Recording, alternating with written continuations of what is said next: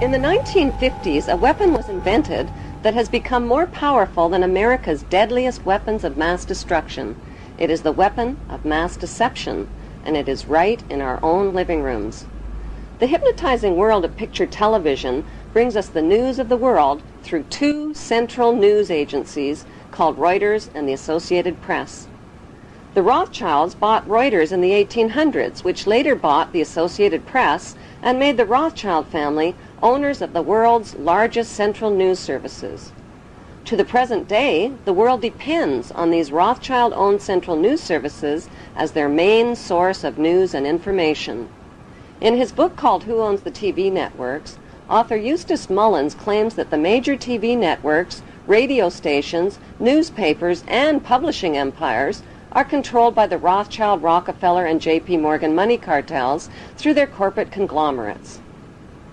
The bankster-owned media conglomerates include weapons manufacturers General Electric and Westinghouse, which profit from promoting wars. Control over the Internet, publishing, recording, and top cable companies can be traced back to the same Big Five media empires: General Electric, Time Warner, Viacom, Disney, and News Corp. These media monopolies are owned directly or indirectly by the Rothschild, J.P. Morgan, Rockefeller, and Oppenheimer Brotherhood. Yes, there are now more stations and more media voices, but they're all coming from the same ventriloquist.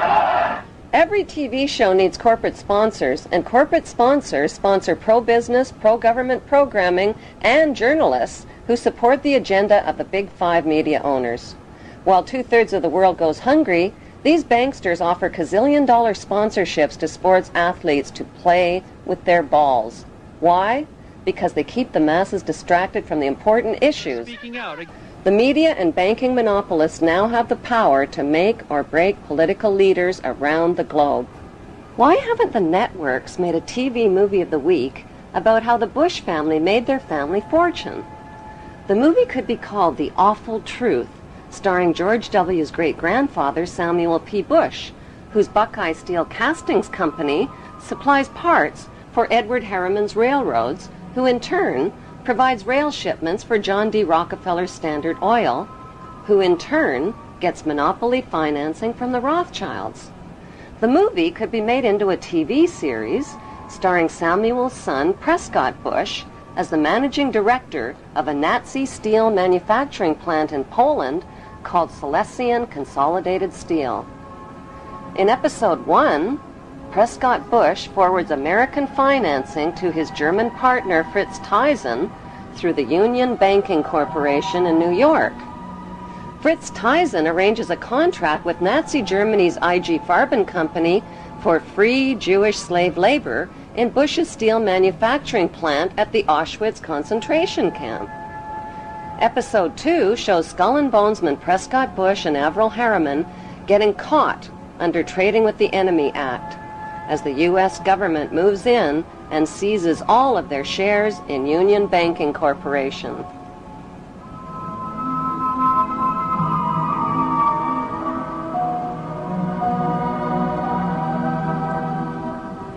In episode 3, Prescott's son, the first George Bush, is director of the CIA. George puts drug king Manuel Noriega on the CIA payroll, allowing thousands of tons of cocaine to hit the streets of America via the Panama Canal.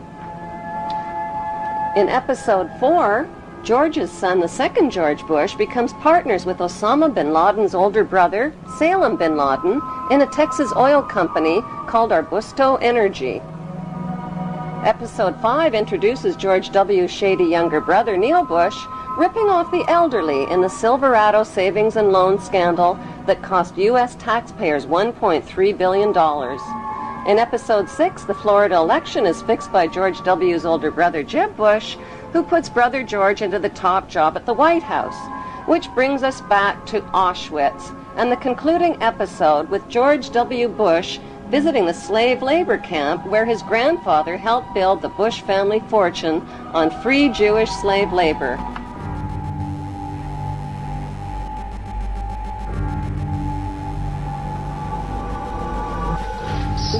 The sites are a sobering reminder that of the power of evil the need for people to resist evil.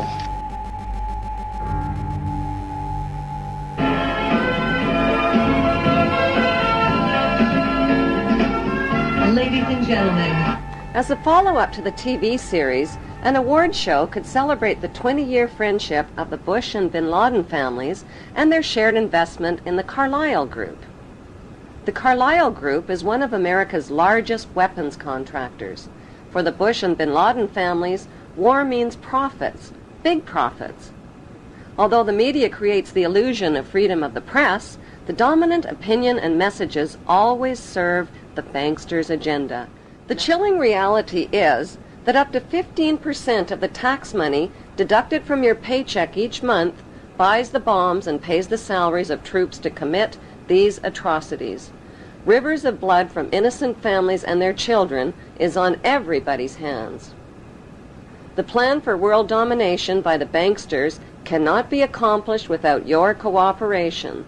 That plan was formulated in 1773 at Mayer Rothschild's goldsmith shop by 13 influential German Jewish families.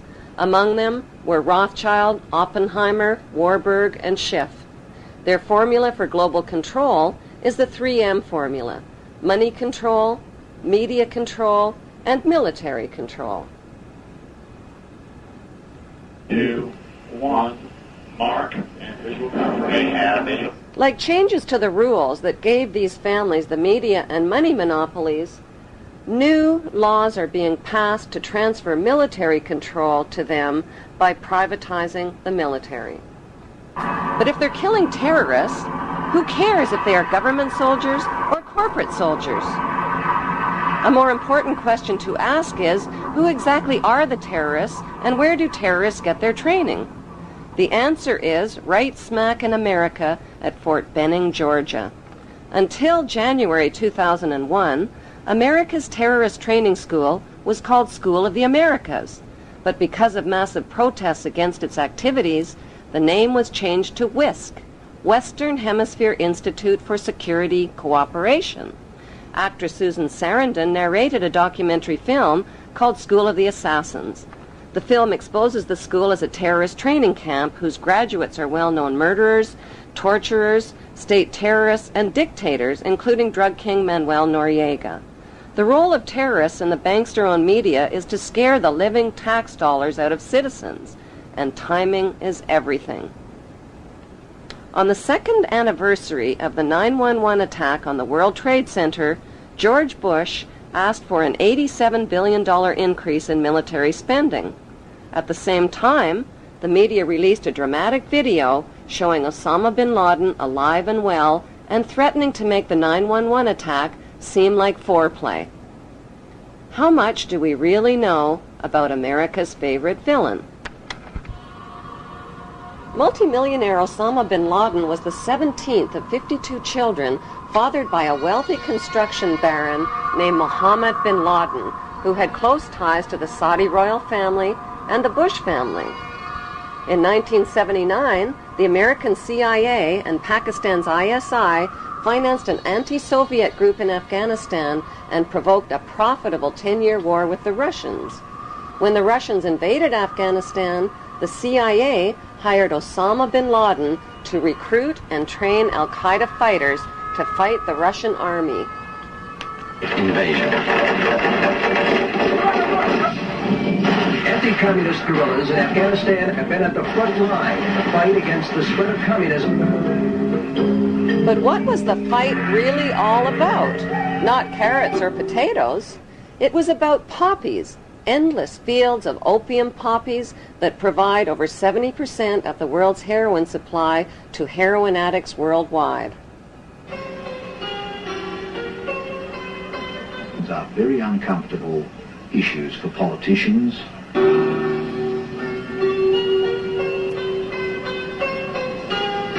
It was a dramatic story, but the media failed to tell us the less heroic side of Afghanistan's freedom fighters.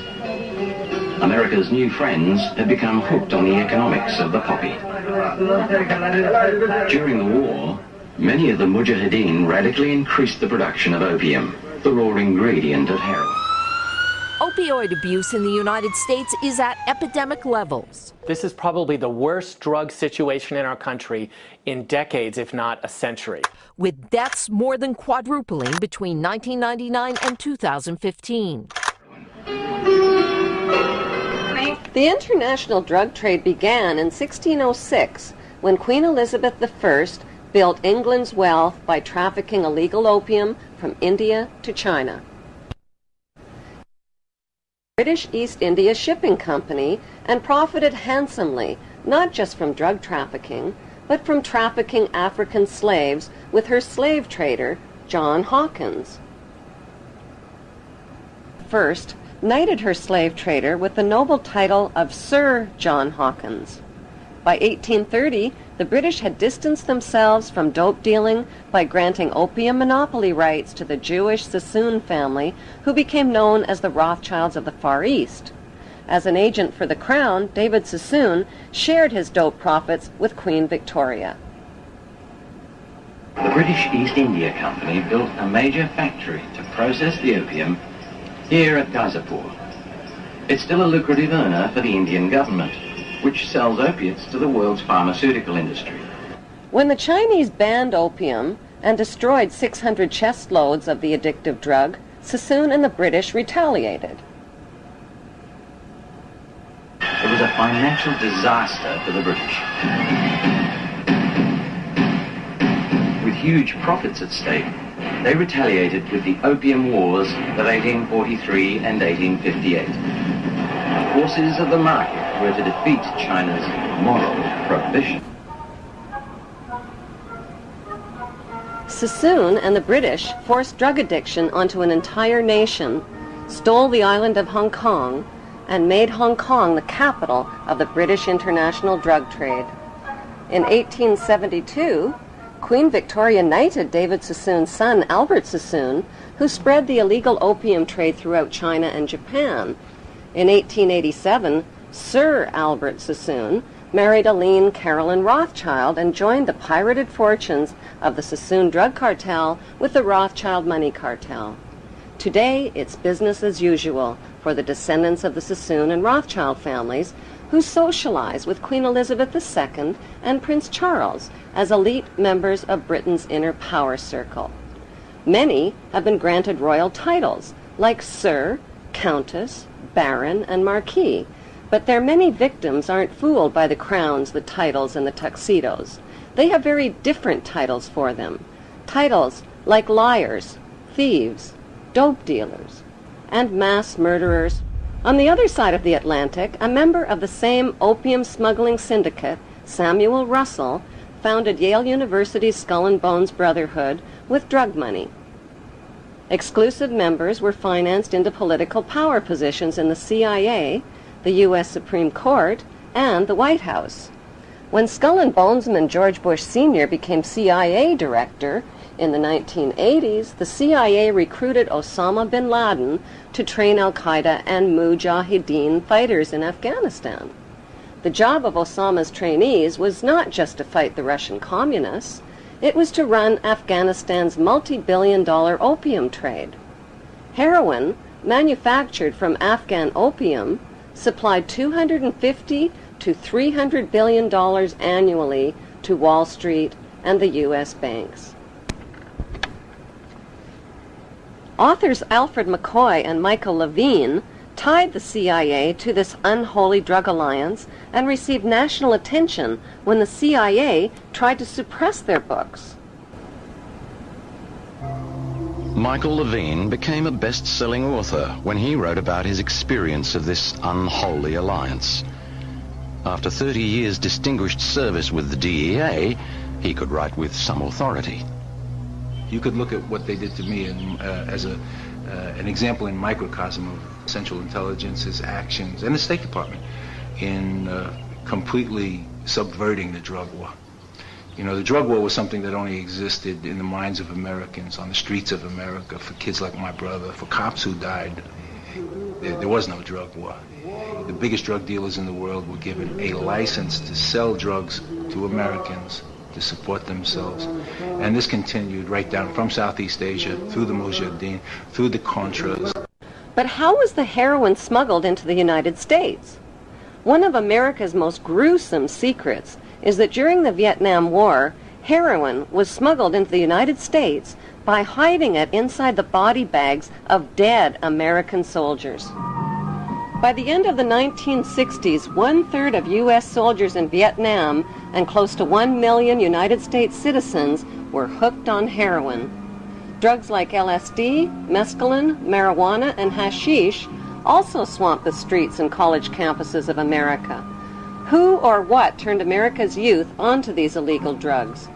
Celebrity anti-war activists like Aldous Huxley, Timothy Leary, Allen Ginsberg, and Bertrand Russell sold America's youth on acid rock, tripping out, and one world government. Their financing came from the Warburg Banksters and IPS, Institute for Policy Studies. Over 100 million doses of LSD that hit the streets of America were purchased by Timothy Leary and Alan Dulles through S.G. Warburg's Sandoz AB Pharmaceutical Company in Switzerland. Free sample-sized packages of acid were handed out not only on college campuses, but at rock concerts, where musicians persuaded millions of fans to get high. Critics of the drug culture blame parents, teachers, law enforcement, and everybody except the people behind it all, namely the Rothschild-Warburg banksters and their Committee of 300. According to Dr. John Coleman, who wrote the story of the Committee of 300, the Beatles rock group were brought to America by the Tavistock Institute. Tavistock launched the drug culture revolution in America to popularize and normalize social drug use. Through their record companies and advertising monopolies, the banksters have packaged and financed their celebrity salesmen to anesthetize, addict, and enslave billions of people worldwide with dependencies on both prescription and non-prescription, legal and illegal drugs. Those drugs range from alcohol, nicotine, and caffeine to Prozac, crack cocaine, and heroin. Like the phony war on terrorism, the phony war on drugs is a cat and mouse game being fought with one hand and fed with the other. The peace symbol adopted by the drug flower children of the 60s was designed by Gerald Holtham, who was commissioned by One World Government salesman Bertrand Russell. The symbol was never designed as a symbol of peace, but as a symbol of death. It is actually a cross turned upside down with the arms broken and is used by Satanists and in Druid witchcraft. In Germany, the symbol is known as the Death Rune and is found on tombstones of Hitler's Nazi SS officers. CIA's team of ex-Nazis and Skull and Bonesmen financed and trained Osama bin Laden, who pushed the Russians out of Afghanistan by 1989. The CIA then trained and installed the ruthless Taliban regime to run the booming opium trade. After a decade, the long friendship between America and the Taliban suddenly turned ugly. At a meeting held on December 4th, 1997 at Unocal headquarters, American oil men made a proposal to the Taliban about building a pipeline through Afghanistan. Rothschild Shell Oil and Rockefeller's Exxon Oil had invested billions in the Kazakhstan oil and gas reserves just north of Afghanistan. Now they needed a pipeline to transport it to the Persian Gulf. The Taliban demanded a bigger cut and turned down the proposal. Suddenly, the banksters' American-controlled media were calling the Taliban monsters, evildoers, and cruel villains who beat up on women.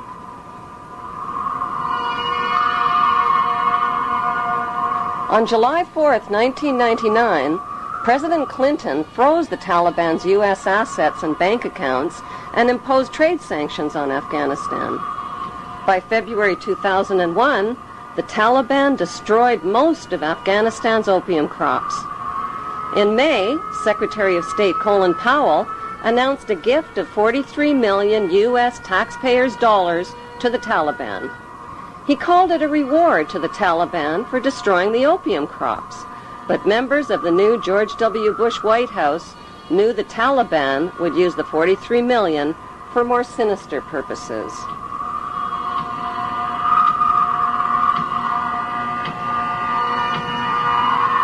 larger issue is not just not connecting the dots, but not getting the dots. Why was it that CIA was unable to collect information for years inside Afghanistan when they had authority to kill bin Laden for over 2.5 years? Why were they unable to kill him or his lieutenants? Why didn't they have a better capability to do something about it at the source? Could it be that the bankster-supported U.S. administration is controlling both sides of the war on terror? George Bush Jr. attacked the poverty-stricken, war-ravaged country of Afghanistan only 4 weeks after 9/11. The U.S. and British military dropped 12,000 bombs on thousands of buildings and homes, pounding them into dust and rubble and killing 8,000 Afghan people. 20,000 more people died from war-related cold, starvation, and disease. Nobody made a big-budget TV production out of the massacre with a God Bless Afghanistan movie score. The U.S.-British war on Afghanistan left behind millions of starving people and thousands of women who are still veiled, still homeless, and still penniless.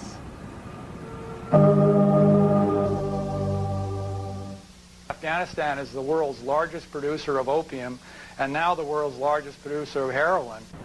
دې علت دا ده چې 14 کاله دلته جنگ تیر شوی، زراعت تباه شوی، شفاخانې تباه شوي، تجارت تباه شوی، تعلیمي ادارې تباه شوي، مکتبونه تباه شوي، سرکونه تباه دي، ولږه ده، فقر ده، خلک بله چاره نه لري څه وکړي.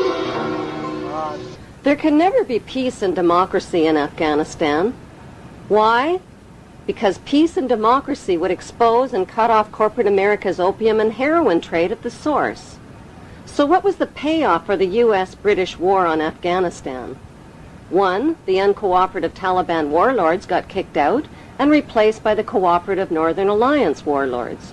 2. Opium and heroin production and revenues skyrocketed. 3. Afghanistan got a new leader named Hamid Karzai, who just happens to be an ex-employee of Unocal Oil. 3. America got permission to build their oil and gas pipeline through Afghanistan.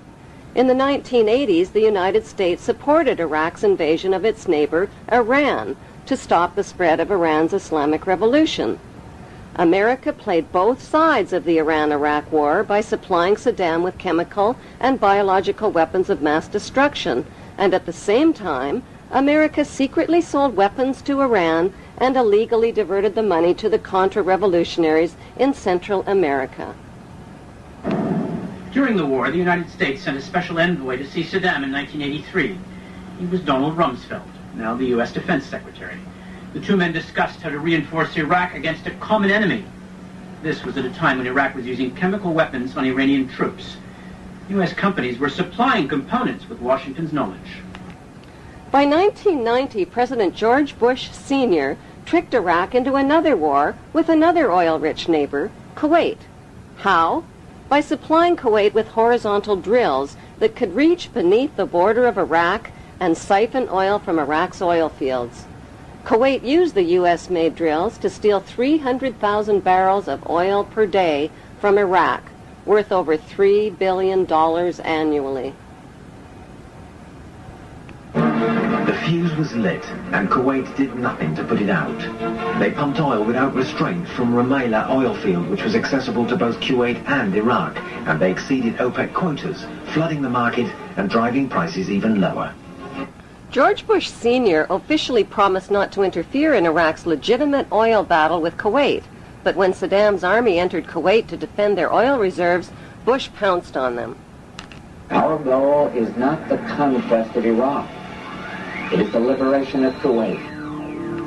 America disposed of its toxic waste problem by building radioactive depleted uranium right into their bombs and dropping them on Iraq. Bush Sr. not only devastated and poisoned Iraq's water systems and infrastructure, he weakened the economies of both Kuwait and Iraq, collected giant profits from rationed Iraqi food for oil programs, and landed massive rebuilding contracts in Kuwait. Bush Sr. followed up the Gulf War with 10 long years of deadly trade sanctions that killed another 1.5 million Iraqi people, including 600,000 children who were cut off from medical supplies. bookstore in the United States today, you can find 50 books celebrating different aspects of the war and how grand it all was. And you only find one that points out that this was a war crime, that demonstrates the evidence that shows that we deliberately targeted civilians and killed more than 250,000 people in Iraq. You'll be fighting not to conquer anybody, but to liberate people. In March 2003, President George Bush Jr. launched the second Gulf War. The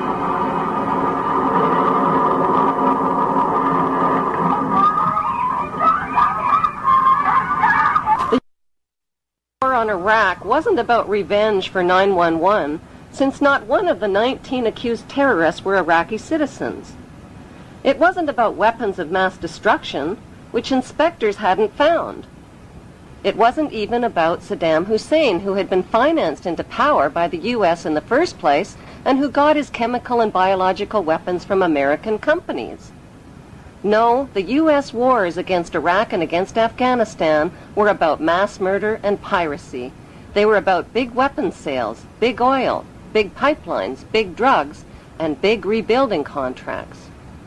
They were about colonizing the Middle East and moving 2 giant steps closer to world domination. Private First Class Lindy England may never have figured these images would beam into the homes of millions of horrified people.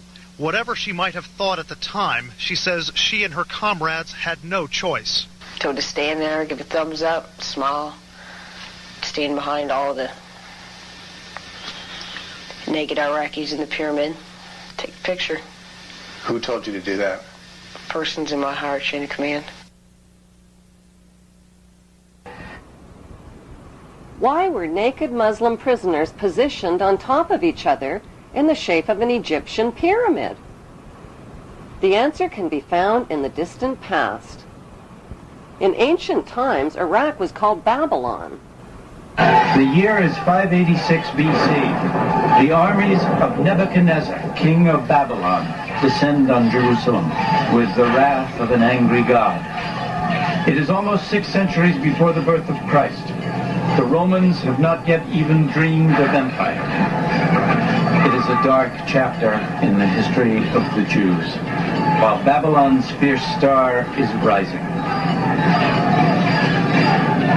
The Bible describes the Babylonian attack.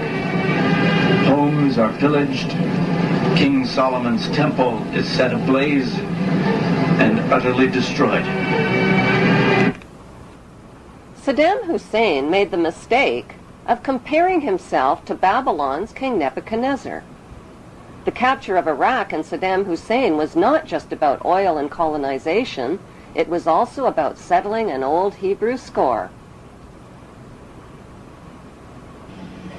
We got him.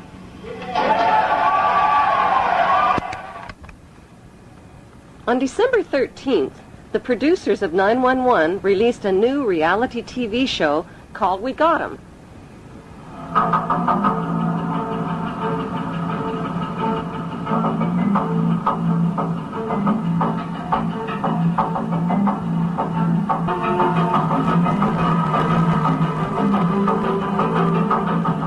The Iraqi people claimed the We Got 'Em video show was staged.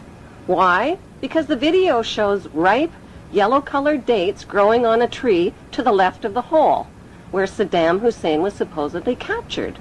Every Iraqi citizen knows that Iraqi dates only ripen and turn yellow in July and August, never in December. Since date trees don't tell lies, the We Got 'Em video had to be staged at least 3 months earlier in July or August, not on December 13th as reported. How could Saddam, who is almost 70 years old and over 6 feet tall with a bloated belly, squeeze in and out of a hole that small?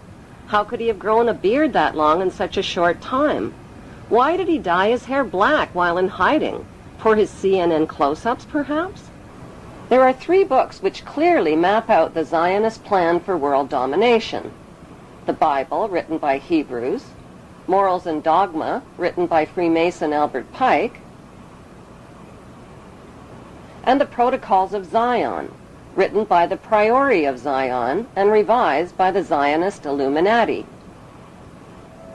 The Zionist plan is to create an apocalypse that will exhaust and depopulate the masses through deadly designer viruses, global terror, economic disasters, and nuclear war, when the remaining survivors will gladly embrace the promises of a handsome, charismatic new leader who will unveil his plan of hope for eternal world peace.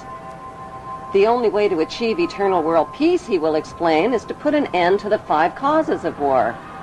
Secretly, he knows there is only one main cause of wars: the wars caused by his royal ancestors who planned, provoked, financed, and profited from them. He will sell his peace plan by telling the world that border wars will only end by creating a world without borders. Religious wars will only end by creating one world religion of interfaiths. Economic wars will only end by creating a cashless, debt-free society. Rivalry wars between rulers will only end by creating one world ruler. The tools used for war, from handguns to nuclear bombs, will be eliminated, and one world army will be created, which will guarantee world peace. How will this eternal peace plan be accomplished? Through the United Nations, which is the brainchild of the Committee of 300 Ruling Families. The UN is their vehicle for world government and is located on 18 acres of prime Manhattan land donated by the most visible of the ruling families, the Rockefellers. The UN is a closed organization with no public records or open meetings. U.S. taxpayers have already invested $2 trillion in this world authority. Although most of the people working for the UN are genuinely working for peace, the UN is a godless organization controlled by the Committee of 300. These inbred ruling families pretend to have royal blue blood, but their blood is no more blue or royal than Hannibal Lecter's blood. Some speculate that these families of evildoers are demons or aliens or evil shape-shifting reptilians, but there is a more scientific explanation for their madness.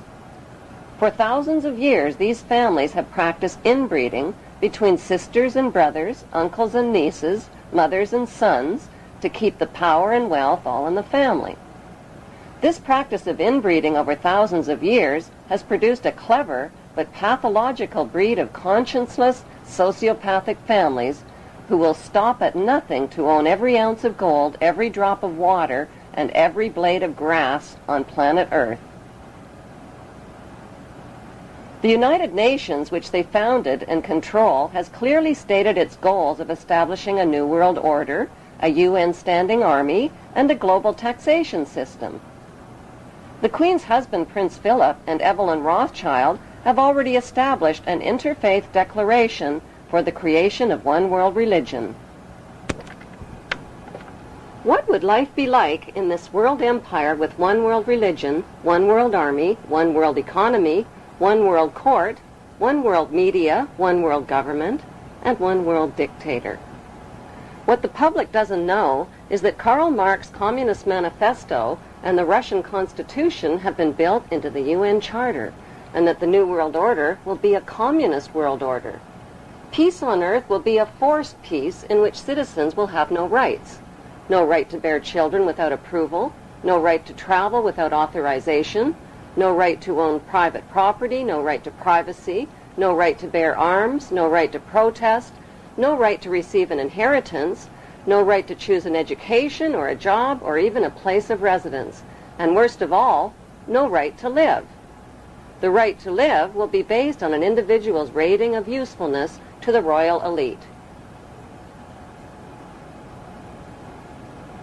In this planned world without borders or nations, citizens will be disarmed of all weapons, including handguns, and will have no means to protest, fight, resist, or challenge this one world authority who will control them spiritually, economically, and militarily. Every human being will be electronically tattooed and will become helplessly dependent on this one world authority for all of their most basic needs. The masses will eventually be taught to bow down and worship this one world dictator who will rule the entire world from his eternal throne in Israel. They have waited for him. They believe in him.